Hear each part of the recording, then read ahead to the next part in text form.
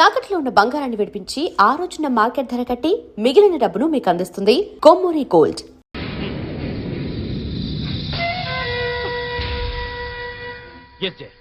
మనకు ప్రేమించే మనసే కాదు, త్యాగం చేసే గుండె కూడా ఉందని రుజువు చేద్దాం. కమ్ డార్లింగ్, పెద్దల కోసం విడిపోయి గిన్నిస్ బుక్ లోకి ఎక్కుదాం. విడిపోయి ఎంత త్యాగం నీకు ఉండొచ్చు కానీ నీ మూలంగా 10 సార్లు అబర్షన్ చేసుకుని నాకు లేదు.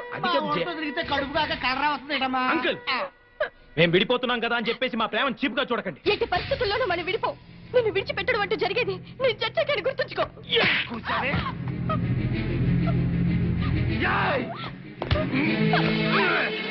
నన్ను బెదిరిస్తావా? నన్ను బ్లాక్ మెయిల్ చేస్తావే? నిన్ను ఎలా కాదే? బ్లాక్ మెయిల్ చేస్తావా? బెదిరిస్తావా నన్ను?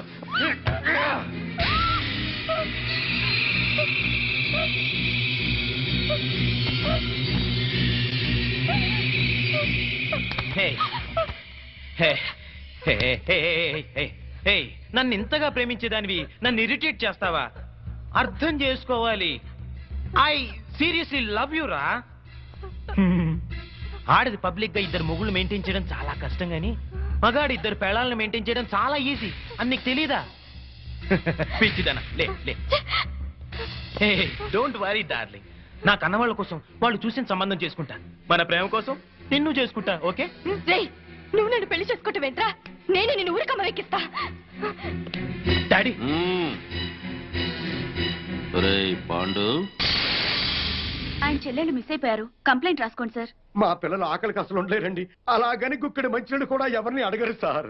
మీ అమ్మ అన్న తింట మానేసింది. 2 రోజులుగా మంచం పట్టిందని ప్రకటన ఇప్పించండి సార్. ఎక్కడ ఉన్న పిల్లలు పరిగెత్తుకుంటూ వచ్చేస్తారు. ఓకే ఓకే, మీరెవరో కంగారు పడకండి. అన్ని స్టేషన్స్ కి ఇన్ఫార్మ్ చేసి ఎంక్వైరీ చేయిస్తాను. రఘు. Yes sir.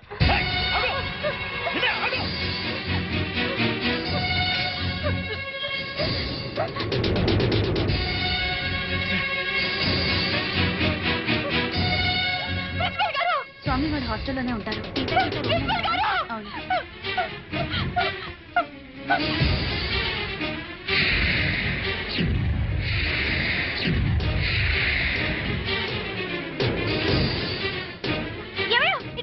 ఏమిటి కనుక అక్కడ చూడ ఎంత మంది జనం ఉన్నారు. పిల్లలు వచ్చారేమో. వెళ్ళి చూద్దాం పద. పెడదాం. తప్పకుండా.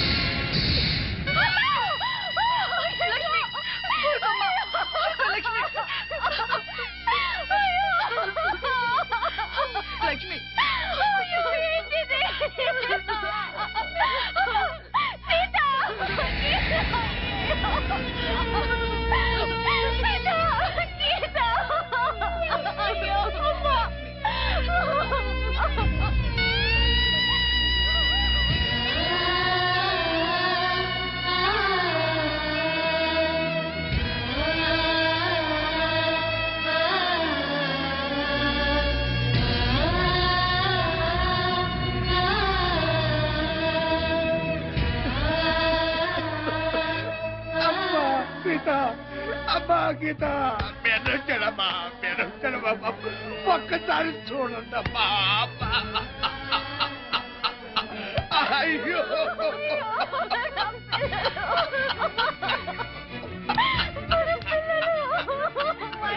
అయ్యో గీత అమ్మా గీత మీ అమ్మ వచ్చింది ఒక్కసారి చూడండి అమ్మా, ఒక్కసారి. అమ్మా, గీత, ఎంత అన్యాయం.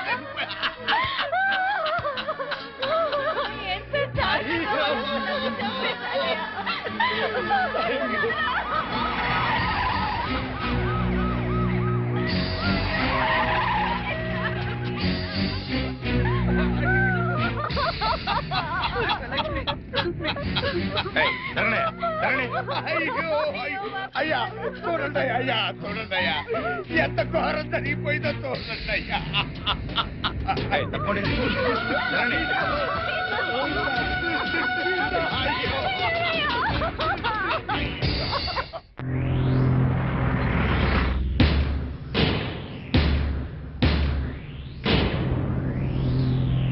సార్, సీతా గీత అనే మెడికల్ కాలేజీ స్టూడెంట్స్ హత్య చేయబడ్డారని నా క్లయింట్ ఆనంద్, అతని తండ్రి Koteswararao, state club owner Bapineedu గారు, ఇంకా ఎవరో ఊరు పేరు తెలియని టాక్సీ డ్రైవర్ కలిసి ఈ హత్యలు చేశారని సిస్టర్ జయశ్రీ గారు సాక్ష్యం చెప్పడానికి వచ్చారు. కానీ ఈ నర్సు జయశ్రీ గారు కాకుండా మరెవరైనా, అంటే మెడికల్ కాలేజీ ప్రిన్సిపాల్ గారు, కాలేజీ ప్రొఫెసర్సో, తోటి విద్యార్థులు, లేక కనీసం సీతాగీతల అన్నావదులైనా సాక్ష్యం చెప్పుంటే ఆ సాక్ష్యానికి ఎంతో విలువనిచ్చేవాళ్ళం. What do you mean? నర్సులు చెప్పే సాక్ష్యాల కోర్టులో విలువ ఉండదా? తప్పకుండా సార్. నర్సుగా ఆవిడ సమాజంలో ఒక రెస్పాన్సిబుల్ సిటిజన్. కానీ సదరు జయశ్రీ గారు నా క్లయింట్ ఆనంద్కు ప్రియురాలే. జయశ్రీ గారు, మీరు మెడికల్ కాలేజీ స్టూడెంట్ ఆనంద్ని ప్రేమించారా? గంగిరెద్దులా తలూపుతేలా సమాధానం చెప్పండి. ప్రేమించాను మరి ఆనంద్ మిమ్మల్ని ప్రేమించాడా? అనే చెప్పాడు. అని చెప్పిన ఆనంద్ మిమ్మల్ని తన తల్లిదండ్రుల దగ్గరికి తీసుకెళ్లి మీ ప్రేమ గురించి చెప్పాడా? చెప్పాడు. మీ మీద ప్రేమ లేకపోతే వాళ్ళ దగ్గరికి తీసుకెళ్ళాడు కదా. సో ఆనంద్ మిమ్మల్ని సిన్సియర్ గా ప్రేమించాడు. ఆనంద్ తల్లిదండ్రులు ఏమన్నారు? మా పెళ్లికి ఒప్పుకోలేదు. సార్, ఒక పెద్దింట్లో పుట్టిన ఒక్కగానొక్క కొడుకు ఒక పెద్దింటి అమ్మాయినే పెళ్లి చేసుకోవాలనే సగటు తల్లిదండ్రుల స్వార్థంతో ఆనంద్ తల్లిదండ్రులు ఈ పెళ్లికి ఒప్పుకోలేదు. 3 ఏళ్ల వేళ్ల ప్రేమ కన్నా 25 ఏళ్ల తల్లిదండ్రుల ప్రేమ గొప్పదని ఫీల్ అయ్యి మన ప్రేమని త్యాగం చేద్దామని చెప్పాడు సార్ ఆనంద్. చెప్పాడా జయశ్రీ గారు?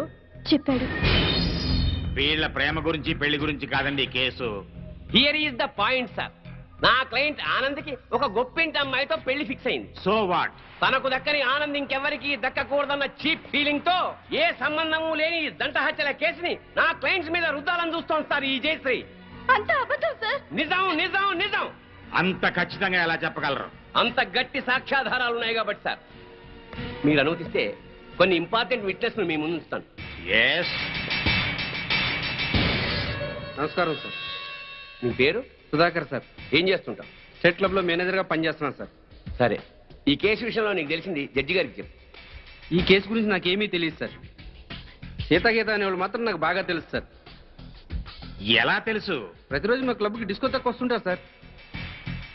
నిజంగా మా క్లబ్కి వాళ్ళు పెద్ద అట్రాక్షన్ సార్.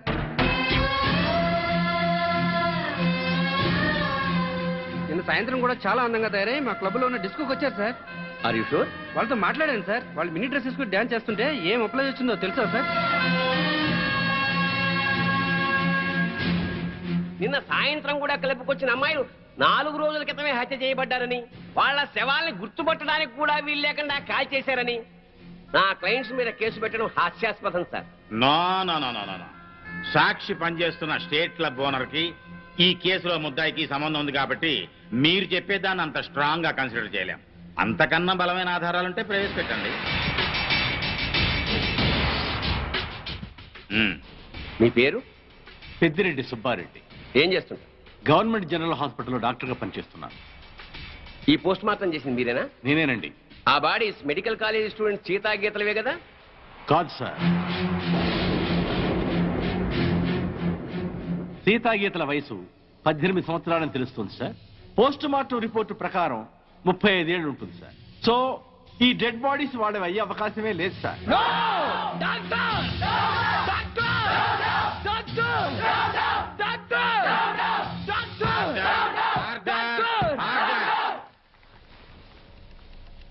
ఒక గవర్నమెంట్ డాక్టర్ ఇచ్చిన పోస్ట్ మార్టం రిపోర్ట్ ఈ కేసులో బలమైన సాక్ష్యంగా భావిస్తున్నాను సార్. పరిశీలించండి.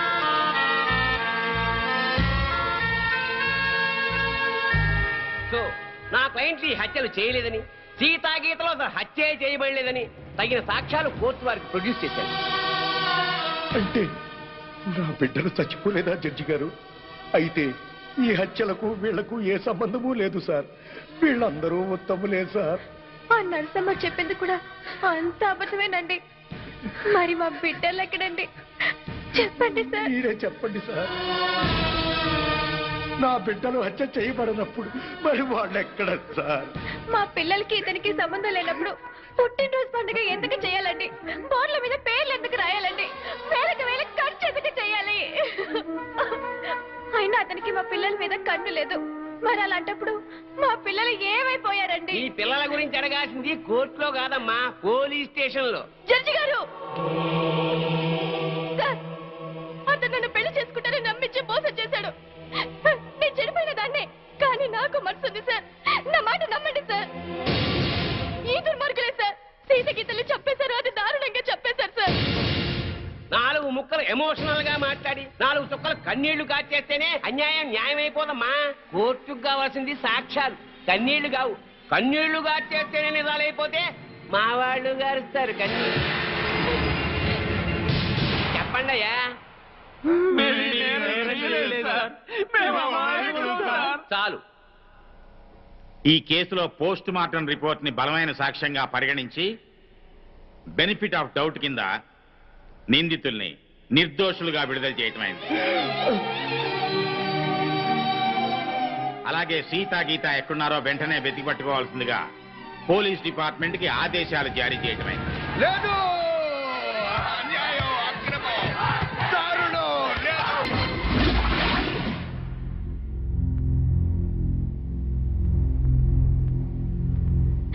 కొన్ని రోజులు మా మధ్య ఉన్నందుకే మీ చెల్లెళ్ల మీద ఎంతో ప్రేమ పెంచుకున్నాం.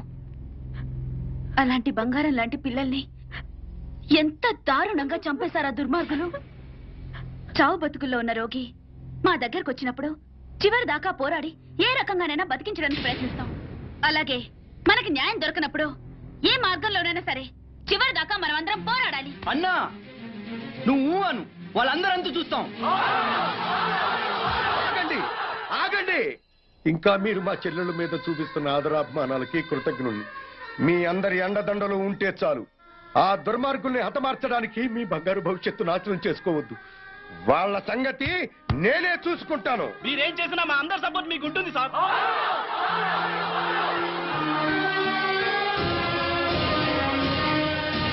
ఆనంద్, ఆనంద్, మీరు రమ్మని చెప్పేదాకా వైజాగ్ నుండి రావద్దు. అలాగే అంకుల్. ఒరే బాబు జాగ్రత్త. నువ్వు లేటు బావా. బాబు జాగ్రత్త అని ఇప్పుడు చెప్పడం కాదు. బాబు జాగ్రత్త, అమ్మాయిల జోలికి వెళ్ళొద్దు అని ఆనాడే చెప్పుంటే మన అబ్బాయికి గతి పట్టే. బాయ్. జాగ్రత్తగా వెళ్ళిరా.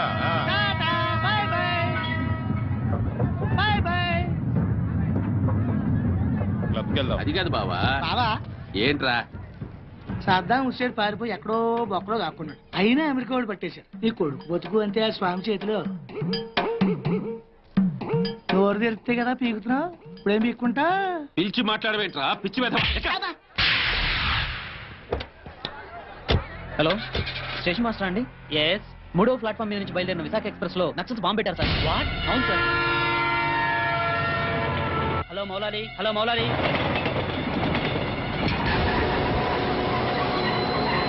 ట్రైన్లో బాంబు పెట్టారంటే అందరూ పారిపోండి.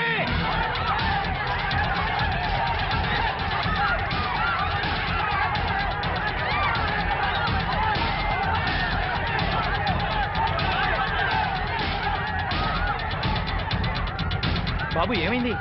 ట్రైన్ లో బాంబు పెట్టారంటండి. బాంబా?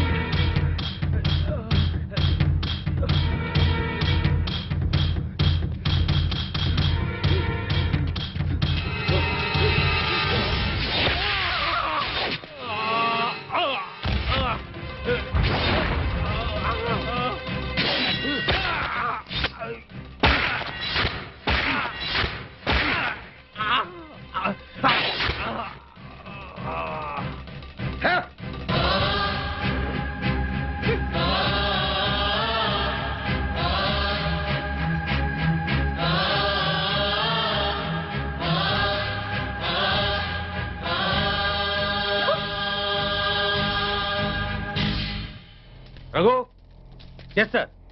చూడు.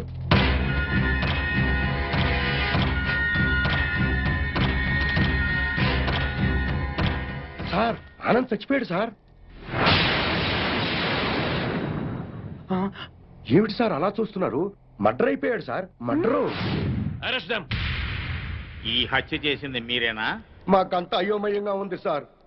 ఇక్కడ ఎవరేం మాట్లాడుతున్నారో మాకు అర్థం కావట్లేదు. మా అంతటా మేము పోలీస్ స్టేషన్కి వెళ్ళి చూసింది చూసినట్టు సాక్ష్యం చెప్పడానికి కోర్టుకు వస్తే సాక్ష్యమా? దేని గురించి సార్? ఆనంద్ హత్య గురించి సార్.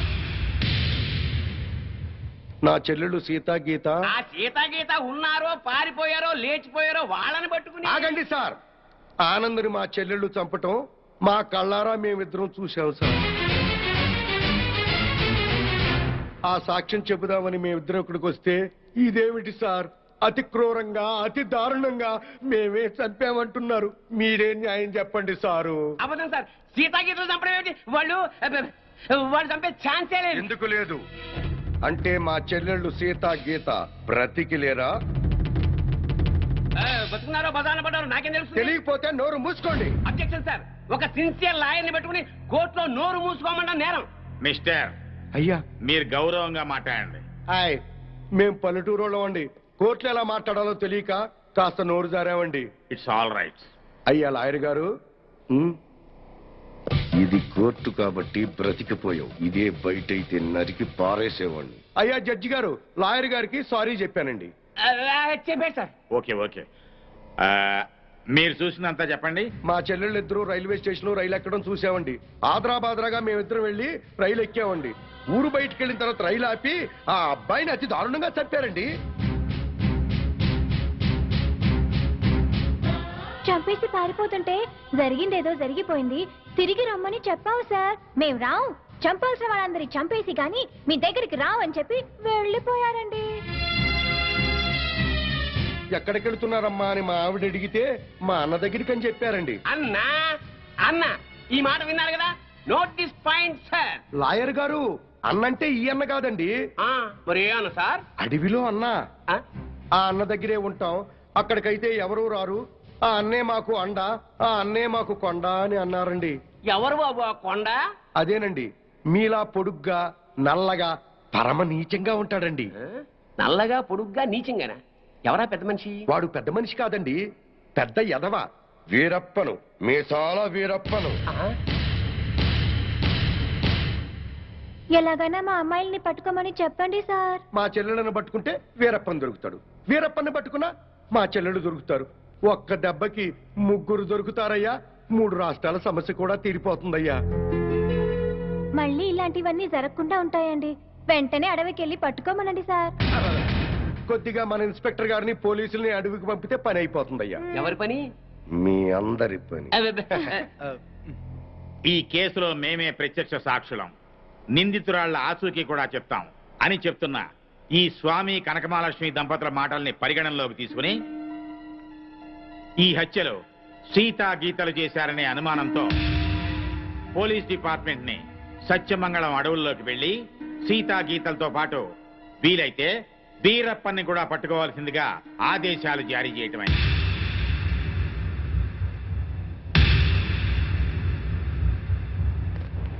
ఇన్స్పెక్టర్ గారు, ఏంటయ్యా? కాస్త మంచి రోజు చూసుకుని చెప్తారా అండి? దేనికి?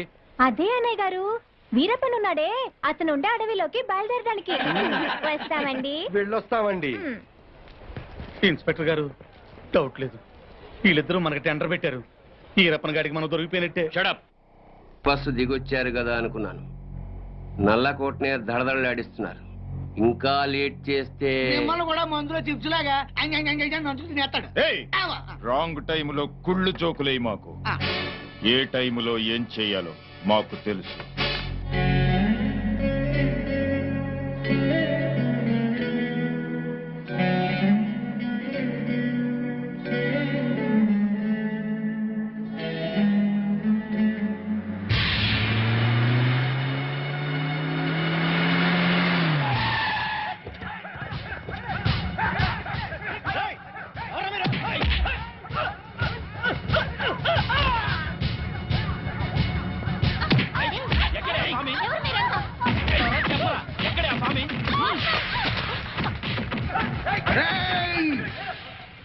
నన్ను చంపడానికి వచ్చి ఆడబడుచుల మీద చేయి చేసుకుంటారా చవట్టల్లారా? మీలో మీలో మీలో కలేజా ఎవరికున్నా సరే నన్నట్టుకోండిరా.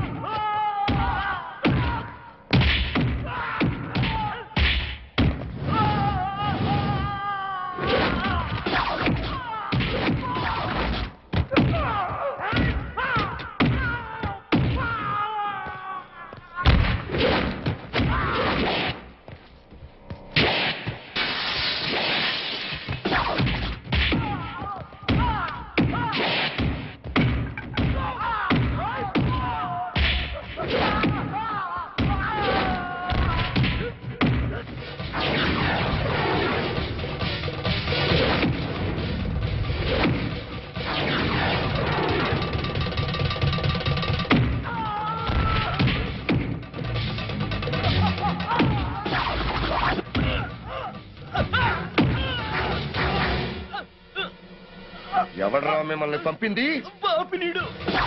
పాపినీడు బాపినీడు స్పీకింగ్. ఇక నువ్వు స్పీకటానికి ఉండవురా. రెచ్చిపోకు. ఈ రోజు రాత్రి 10 గంటలకు నీ క్లబ్బులోనే నిన్ను హతమారుస్తాను. ఎవడ్రా మాట్లాడేది? స్వామిని.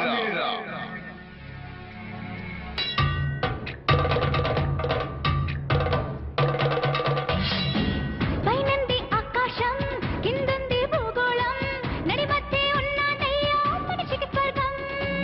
జమారే జమారే రామ్ దులారే, सीख लो रे यही तो काम करा रे. రారా నా తొక్కాడా, చిక్కిద్దాం శనివాడా, సత్తెక్కు ఉల్లాసంగా పెట్టే పేడ.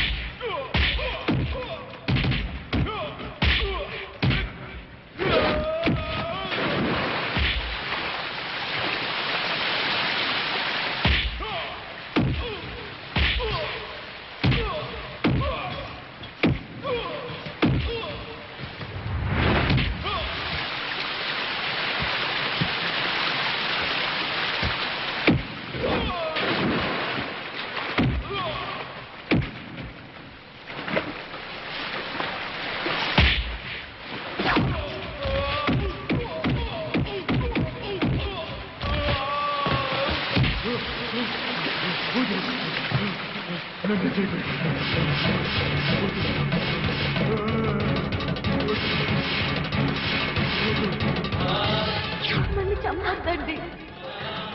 మా ఊరికి వెళ్ళిపోతాం, మా అన్నయ్య దగ్గరికి వెళ్ళిపోతాం.